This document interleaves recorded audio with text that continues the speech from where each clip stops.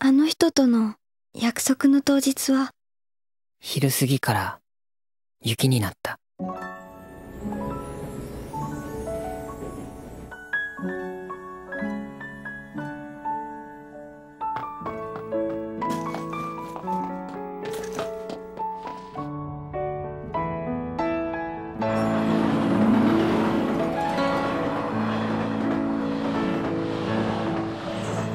なあ、栃木って行ったことあるか？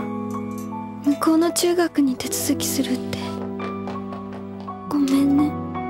僕たちの前には未だ巨大すぎる人生が、暴漠とした時間がどうしようもなく横たわっていた。彼の心がどこにあるのか分かった気がしたのに。いつでも探しているよ、どっかに君の姿を。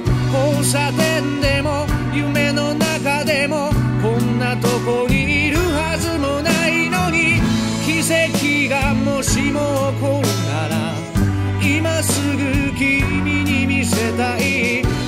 新しい朝、これからの僕、言えなかった好きという